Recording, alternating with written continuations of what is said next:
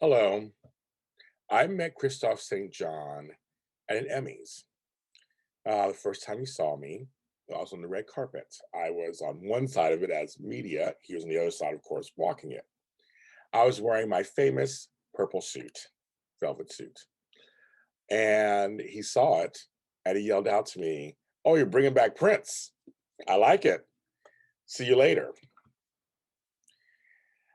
I had admired him for so long. We ran in very similar circles, obviously being in the soap world. We had friends in common, but I didn't get a chance to meet him yet. He was someone who had been around for so long that literally we grew up together, him on TV, me watching him on TV.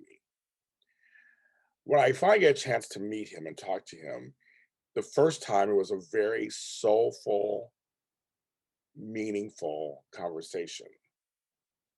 It was after his son had passed. And I basically told him how happy it was to see him back on television, back doing what he knew he loved. He said to me, "James, this is all I know. I've been doing this since I was a kid," which he had been, and that he was happy to be back doing what he loved, which was Young and the Restless. Subsequent talks with him, we were planning on having him come on either this show or another show I had called Breaking Into, and another show also called uh, Extra Connection. So we had several ways. He was going to come on. We're just trying to find the right time, the timing in terms of schedules and getting that going. But he said he was going to come on. I was excited because he's a legend. He was a legend to me, and I couldn't believe it. But he was so nice. He was so present. Every conversation, he was very present. He made you feel like he was just talking straight, just directly to you.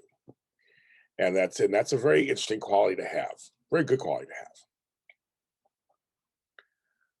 When I learned of his death, I was devastated. I did a couple of interviews, a couple of radio interviews, because people had known that I had talked to him as I had talked to him like a week or so before that, a couple weeks before that, and then I knew him, in the sense of, in the business. I was devastated by it, and I was invited to his funeral. I couldn't make it because I had to film, but I knew that he would want me. It was something I couldn't postpone or change. It was a very big day for me, filming, but I knew he would want me to do it. Him playing Neil Winters on Young and Restless paved the way for a lot of us, whether we are actors or hosts or whatever. He was a brown, black man face on television for so long when there were that many, especially in daytime. He was a constant brown face on daytime. This special reminded me again how much he was in Young and Restless. I mean, he was a leader, a major force on the show, not just to talk to, not just an also ran. Yes, you're supporting at one point, but he became a leading man. He had so many storylines with so many people. I was devastated that we we're not going to have that anymore. I was devastated that we were not going to have his brilliant Emmy winning acting anymore on the show. He had so many storylines. Watching the special and seeing the return of Eileen Davidson, very smart, to have her back on there talking about basically how their romance there was a fruition because he had passed. I had talked to Eileen Davidson on another show that I did, and she talked about that and how she was pushing for it. They tried it a couple times, and they had great chemistry. I thought that they were great together. She agreed. It also reminded me of him drinking coffee at Crimson Lights, his importance in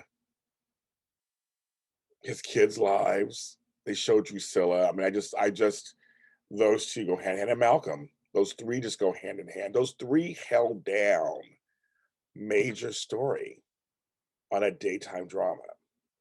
When they showed Neil and Malcolm bantering back and forth, that was what they did.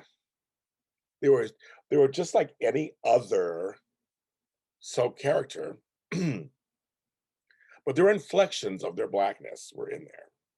Malcolm having cornrows at one point, Neil having the high top fade like I have at one point, showing him with Victor and how he really grew up through Newman Enterprises, his friendship with Jack.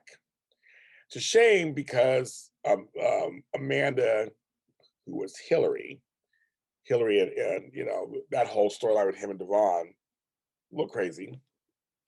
But having Nate on there talking about kind of that side of things, I thought the jazz thing was great. The poster of him, Neil Ellis Winters, very jazz-esque. Having them have a playlist and kind of meet up different people. Even Victor and Jack is kind of funny. Had a little moment. Some folks were like, why are they even together? Jack and Victor together are always gold for me.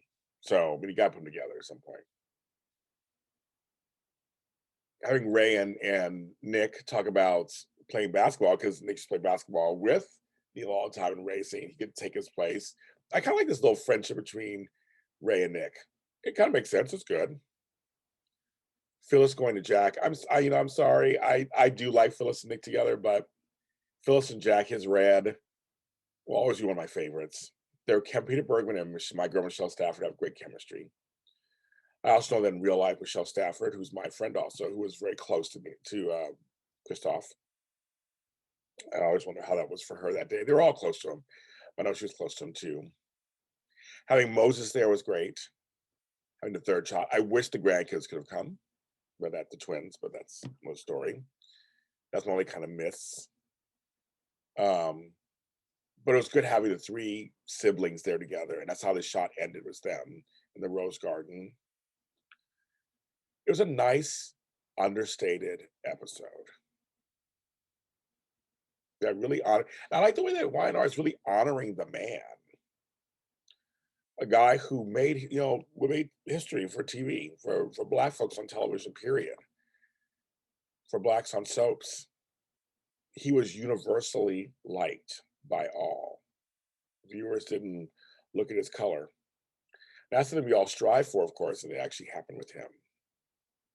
I'm glad they're continuing to have his legacy and continue to tie it in the storyline and keep it going. Like they do with Catherine Chancellor, and do with others who have passed, and John Abbott. They continue it. Neil should be continued also. His family tree is there. I cried through the whole episode, to be quite honest. I'm still kind of tearing up. I blubbered through the whole thing.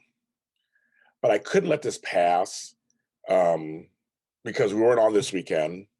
As we know, show next Sunday. I'm doing a wedding. We'll be back in a couple of weeks on a Sunday live. Maybe touch on it then. But I couldn't let these 2 weeks go by without talking about it, because I thought it was very important, and kudos to Y&R for doing it.